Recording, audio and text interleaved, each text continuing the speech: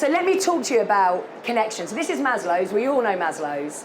There's a guy called Matthew Lieberman, who's a psychologist, and he talked about the need for social connection being much more important than the physical stuff that Maslow's talks about. And there are some horrific experiments that have happened over the years, and some of you might know this. I'm sure none of you will remember it. It was in the 1950s. But Harry Harlow did an experiment with monkeys where he took baby monkeys away from their mother when they were born, and he put some in isolation in a metal box, and he put others in a cage with food, and in isolation they had food as well.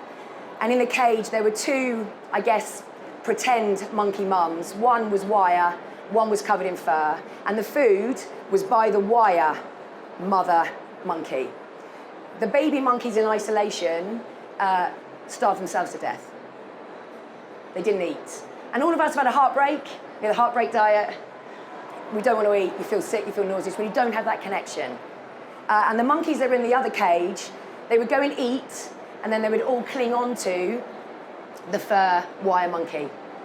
But they would go through a kind of, a bit of a complex tunnel to get to the food, but then come all the way back to hang on to the fur-covered monkey. And there's a story, I don't know the details, but you can Google it. A German orphanage were losing a lot of babies and very young kind of infants, and there was nothing wrong with them. They didn't have any health issues, but they were dying.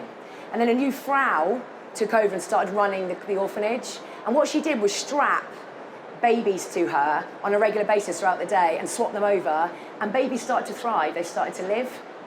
And all of you all have heard the stories of a couple that have been married for 60, 70 years, and one of them passes away, and then not long after the other one passes away, and they weren't poorly.